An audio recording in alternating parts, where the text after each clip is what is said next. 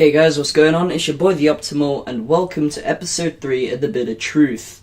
In today's episode I'm going to be talking about bigger YouTubers and how some of them are just rude and evil people and how others are genuinely kind, caring people, and that because of the bad name that bigger YouTubers get through drama and etc., they aren't seen as respectful people and they get abused for things that other people are doing.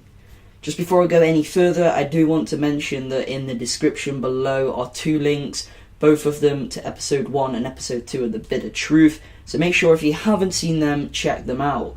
Also, if you do like this series, this is a weekly episodic series, so if you're new, hit the subscribe button because there's more to come. So, how do YouTubers get big in the first place? Giggity. Many of them will get big through legit hard work and genuinely care about the YouTube business. And then I would say 90% of them that do get the lucky break and start making a lot of money, sponsors come in and thundering in, Control Freak, Scuff, Elgato itself, and then they get partnered by Machinima, Yaush, RPM, whatever it's called, all these types of things. Freedom Network's the new one, and how they will start off as hard-working people until the money gets easy. The more fans they get, the more the money comes in, and eventually they just stop caring about their YouTube because it doesn't matter what they upload, they're gonna make money. Is there anything wrong with this? When you put it into the grand scheme of things, no. But when it comes to actually morals and things and how there's homeless people that are grateful for 50p so they can go into Greg's and get a sausage roll, yet there's people that are making potentially millions off playing a video game, that's when it comes into the idea that it is wrong. But this being said, however, I myself would love to be successful on YouTube, and I don't envy anyone that is successful on YouTube because I know that 99% of them have put hard work into getting there. The problem I have with bigger YouTubers are the ones that usually are making all these drama alerts. I'm not saying that Keemstar or anything like that, I'm saying that the people that actually cause all the drama, the ones that shit talk people, the ones that have a go at their own subscribers, people like Jay Nasty. He is a prime example. He puts out good content, to be fair to him. I did go on his channel, some of his gameplays are very good, some of his commentaries are very good. However, he does not give a fuck about his subscribers. Literally, his subscribers could be anyone and he doesn't care who they are. There's little kids that subscribe to him and he screams at them on his streams. Maybe not so much now, maybe he's slowly maturing, but the fact of the matter is someone that has this much money off of YouTube isn't even grateful of it, is wrong, and to be honest, he doesn't deserve it. Then there's people like XJaws who literally they only give a shit about the money. They make it out as though they're this amazing commentator that cares so much about the fans, does giveaways and all these things, but then as soon as the money stops coming in, their subscriber base starts like slowing down. Not many people are sharing the videos anymore because all the people interested in his videos have started watching his videos, and really it's on a standstill. Instead of continuing with his channel and being happy with the money he's making, because he's still making money on a monthly basis off of his networks and his sponsors, he moves on to something else. He completely quits, doesn't say goodbye, just goes. And then when he starts getting hate, he doesn't like it, he doesn't understand why, and it's because he's a money whore. He only gives a shit about himself, and he only gives a shit, people like him, should I say, not just him, people like him only give a shit about making money. And if that involves uploading videos to YouTube, they will do that. But then as soon as the money stops being so massively amounts, as soon as that isn't 4 zeros on the end of it, they just jump out into something else. I mean, I guarantee the fame got to him, the YouTube fame got to him, and it gets to many others. XJaws, literally, he was a good commentator back in the day, and then as soon as he started making a lot of money, he starts being a dick. Prime example of things like this, I know I'm using XJaws as an example, but that's because he is the perfect example of this. He's literally done everything I'm stating in this video. The sort of YouTubers I don't like are the people that they may be money whores, and I can get over that, you know, I can understand that money gets to people, money talks in many ways. I can withstand people that maybe don't deserve the fame, maybe they just got it with a lucky break. I get that, you know, that's the internet. it's random, and there's people out there that aren't necessarily the nicest people. The people that get to me the most, and XJaws again is an example of this, are people that don't give anything back. If I was making 6-0 sums off of fucking YouTube, I would give something back. I would give something to charity. I would give something that I care about.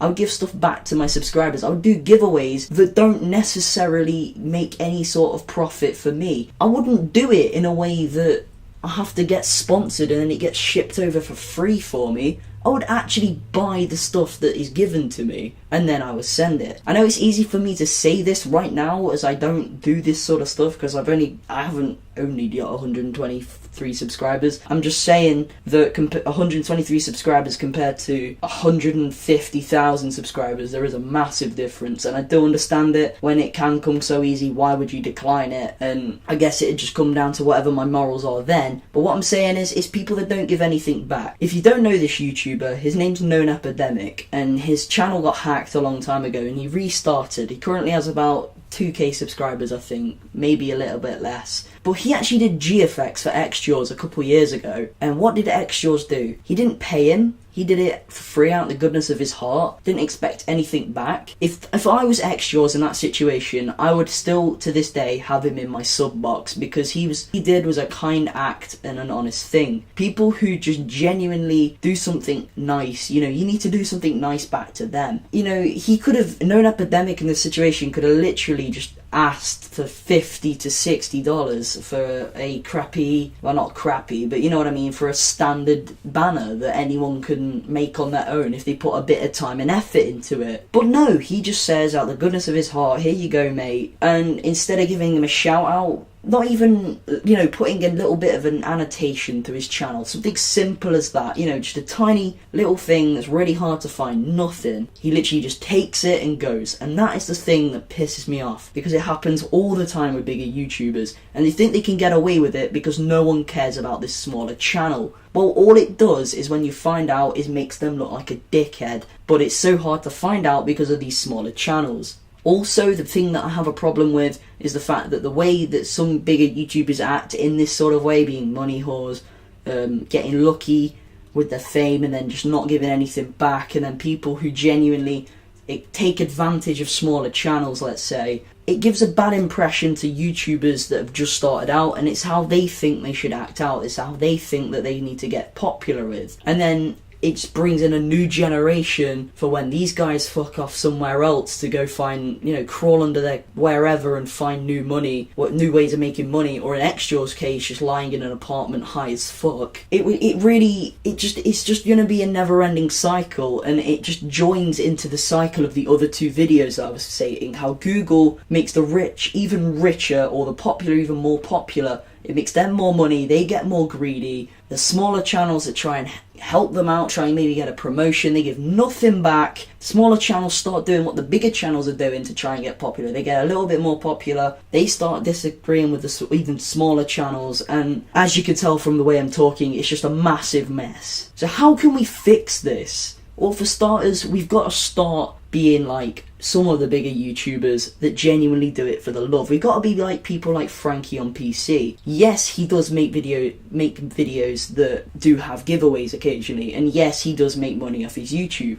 I imagine he does make quite a lot of videos, money off his YouTubers. I believe he's definitely over 1 million subscribers. I can't actually remember his exact amount, sorry. However, I do know it is definitely over 6 figures, not over 6 figures, you know what I mean? It's definitely 6 figures. And he has another job.